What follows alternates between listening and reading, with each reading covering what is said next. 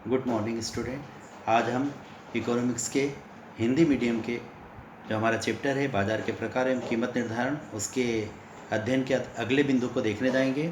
आज हम इस वीडियो में जिस भाग की बात करेंगे, जिस बिंदु पर विचार करेंगे, उसका नाम है बाजार का विस्तार एवं उसके प्रभावक तत्व और बाजार की संरचना के रूप या प्रकार। तो सबसे पहले आप देख सकते हो बाजार के विस्तार एवं उसके प्रभावक तत्व हमारा जो अध्ययन का केंद्र बिंदु है। हम आज इसकी चर्चा करेंगे, बाजार के विस्तार एवं उसके प्रभावक तत्व। तो सबसे पहले हम ये जानने की कोशिश करेंगे कि बाजार का विस्तार होता क्या है। तो बहुत ही सरल भाषा में यहाँ पर लिखा हुआ है कि बाजार के विस्तार से तात्पर्य किसी वस्तु विशेष की मांग में वृद्धि से है। यानी हम ये समझ सकते हैं कि जिस वस्तु की मांग ज़्यादा हो रही है तो ऐसे वस्तु का बाजार विस्तृत होगा, और अगर किसी वस्तु की मांग में कमी हो रही है तो उस वस्तु के बाजार जो है वो संकुचित होता है। एक और उदाहरण इन्होंने बता रखा है, एक और बात से उन्होंने समझाने का प्रयास किया। जिन वस्तुओं की अधिक मांग होती है और जो वस्तुएं वहनीय होती है, वहनीय से मतलब क्या होता है, जिनका वजन कम हो, अर्थात जिनका वजन कम हो और जो टिकाऊ होती है उनका बाजार विस्तृत होता है। और इसके अगर हम विपरीत बात करें कि जो वस्तुएं भारी वजन की होती है, जो शीघ्र खराब होने वाली वस्तु होती है, उनका बाजार संकुचित होता है। तो ये हमारे बाजार के विस्तार से तात्पर्य हो गया, जो कि बहुत ही सरल है। हम इसी क्रम को और आगे बढ़ाते हैं और हम यहाँ पर देखेंगे बाजार के विस्तार को प्रभावित करने वाले तत्व। बाजार के विस्तार को प्रभावित करने वाले तत्व। तो बाजार के विस्तार को प्रभावित करने वाले दो तत्व होते हैं मुख्य रूप से, देश की आंतरिक दशाएं और वस्तु के गुण। इसमें आप देख सकते हो इसमें, और इसके बाद हम इसको आगे बढ़ाते हैं। देश की आंतरिक दशाएं, किसी देश की किसी भी वस्तु के बाजार के क्षेत्र का विस्तार उस देश के आंतरिक दशाओं पर निर्भर करता है। देश में शांति एवं सुरक्षा, ये हमारा पहला पॉइंट है।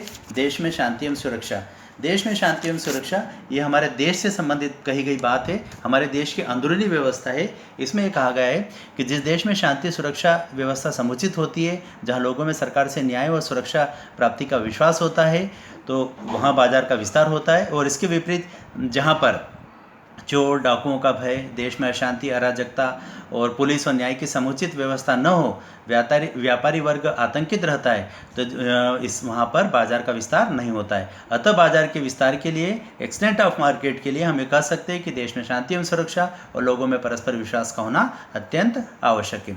बहुत ही सिंपल है। और पॉइंट नंबर सेकंड की बात करते हैं, यातायात और संदेश वाहन के साधन।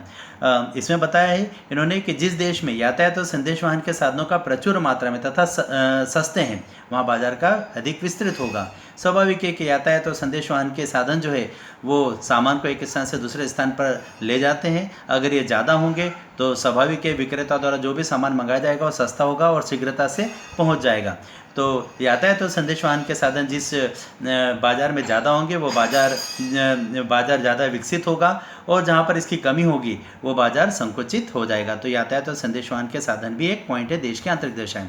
बैंकिंग सुविधा, जिस देश में बैंक तथा शाखा की सुविधा अधिक होती है, वस्तुओं के बाजार में उतने ही अधिक वस्तुओं का बाजार भी उतना ही अधिक विस्तृत होता है। बैंकिंग और शाखा की सुविधा, शाख मतलब उधार पैसे की प्राप्ति। वर्तमान युग में उत्पादक थोक विक्रेता को जो वस्तु का निर्माता है वो थोक विक्रेता को माल उधार देता है, थोक विक्रेता जो है वो फुटकर व्यापारी को उधार माल देता है, और फुटकर व्यापारी जो है उपभोक्ता मतलब हम लोगों को साख पर उधार माल बेचते हैं। अतः साख व्यवस्था ही व्यापार का मुख्य आधार है। इसके अलावा देश की स्थिर और अच्छी मुद्रा नीति भी विदेशी व्यापारियों को आकर्षित करती है। तो मेरे ख्याल से बैंकिंग सुविधा भी बहुत सरल पॉइंट है जो आसानी से हम समझ सकते हैं। विज्ञापन के उन्नत साधन, इसमें हम कह सकते हैं कि आधुनिक युग वैज्ञानिक युग है, और व्यापार में भी वैज्ञानिक साधनों जैसे समाचार पत्र, रेडियो, टेलीविज़न, पत्रिकाएं, TV set, calendar, diary, poster आदि में विज्ञापन वस्तुओं के प्रति उपभोक्ता की रुचि जागृत कराकर उन्हें लाभों से परिचित करवाकर वस्तुओं के प्रति विश्वास उत्पन्न करता है। हम टीवी में विज्ञापन देखते हैं, हम उसको देख करके उसके गुणों के बारे में, अच्छाई के बारे में समझते हैं, और फिर हम वस्तु को खरीदने के लिए हम प्रेरित होते हैं। तो हम कह सकते हैं कि जिन वस्तुओं के बाजार में विज्ञापन का सहारा लिया जाता है उसका बाजार विस्तृत होता है, और जहाँ पर विज्ञापन का सहारा नहीं लिया जाता वहाँ पर विज्ञापन का जो क्षेत्र है वो संकुचित हो जाता है। इसके बाद ये हमारे पांचवा पॉइंट आ रहा है सरकार की व्यापारिक नीति।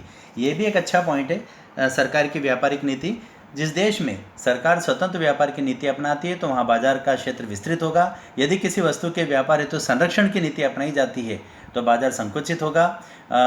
तो ये भी कुछ पॉइंट है जिसे हमें ध्यान रखना चाहिए। सरकार समय के अनुसार वस्तु के उत्पादन शुल्क में छूट तथा निर्यात को प्रोत्साहन देकर वस्तु के बाजार को बढ़ाती है। कभी कभी सरकार द्वारा छूट भी दिया जाता है और निर्यात को प्रोत्साहन करने के लिए बाजार को प्रोत्साहन करने के लिए रियायतें दी जाती है, तो इससे बाजार का क्षेत्र विस्तृत हो जाता है। और कई बार सरकार द्वारा आयात और निर्यात पर अधिक कर लगा दिए जाते हैं, इससे बाजार का क्षेत्र संकुचित हो जाता है। तो ये हमारे 5 पॉइंट है देश की आंतरिक दशाएं, जो कि बहुत ही सरल है, उसको हम समझ सकते हैं। इसी क्रम को आगे बढ़ाते हैं। वस्तु के गुण, जिस वस्तु के गुणों पर भी बाजार का क्षेत्र निर्भर करता है।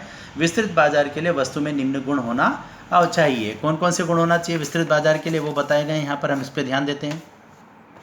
इसका पहला पॉइंट आ रहा है विस्तृत मांग। एक अच्छा पॉइंट यहाँ पर दे रखा है, विस्तृत मांग।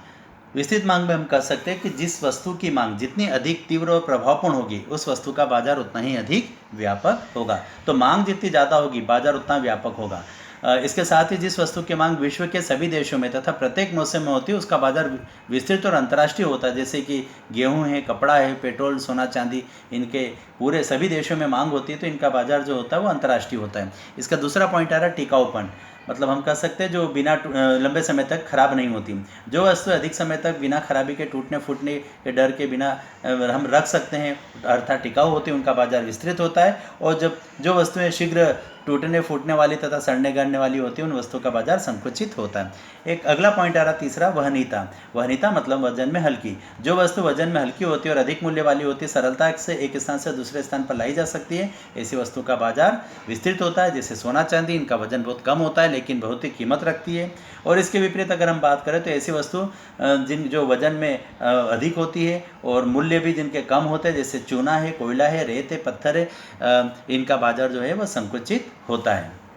एक और हमारा पॉइंट आ रहा है श्रेणी या नमूने की सुविधा। हालांकि हम इस बिंदु पर पूर्व में भी चर्चा कर चुके हैं। ऐसी वस्तु जिनको ग्रेडों में बांटा जा सकता है, नमूने बनाए जा सकते हैं, उनके बाजार विस्तृत होता है। हमने गेहूं का एक उदाहरण दिया था, वीट का एक उदाहरण दिया था, 147 सुजाता शरबती, आपको पता होगा। और एक और इसमें बता रखा, नमूने दिखाकर विक्रय करने से भी व्यापार में सरलता होती है। और अगर हम किसी का सैंपल बता करके व्यापार करते हैं तो हमारा ऐसी वस्तु का व्यापार विस्तृत होता है, क्योंकि हमारा समय नष्ट नहीं होता है। तो ये भी एक अच्छा पॉइंट है जिसे हम समझ सकते हैं। एक लास्ट पॉइंट आ रहा है इसमें स्थानापन्न वस्तु। स्थानापन्न मतलब जैसे अगर हम कॉफ़ी का यूज़ करते हैं और अगर कॉफ़ी का या चाय का दूसरा विकल्प क्या हो सकता है, तो कॉफ़ी हो सकता है। ये स्थानापन्न वस्तु है। जिन वस्तु की स्थानापन्न वस्तुएं प्रचलित होती हैं उनका बाजार सीमित होता है। जैसे मार्केट में अगर कॉफ़ी के रेट बढ़ जाएंगे तो लोग क्या पीना शुरू कर देंगे, चाय को। तो हम कह सकते हैं कि जिन वस्तुओं की स्थानापन्न वस्तुएं प्रचलित होती है उनका बाजार सीमित होता है, और जिन वस्तुओं की स्थानापन्न वस्तुओं का अभाव होता है, जिनका कोई दूसरा सब्स्टिट्यूट नहीं है, कोई विकल्प नहीं है, तो उनका बाजार जो है वो संकुचित हो जाएगा। तो ये भी बाजार के विस्तार को प्रभावित करता है। तो हमने यहाँ पर 2 पॉइंटों को देखें, 2 बिंदुओं को मुख्य रूप से देखें। एक तो देश की आंतरिक दशा और दूसरा वस्तु के गुण। ये बाजार के विस्तार को प्रभावित करता है कि किन किन दशा में बाजार का विस्तार होता है और किन किन दशा में बाजार का विस्तार नहीं हो पाता है।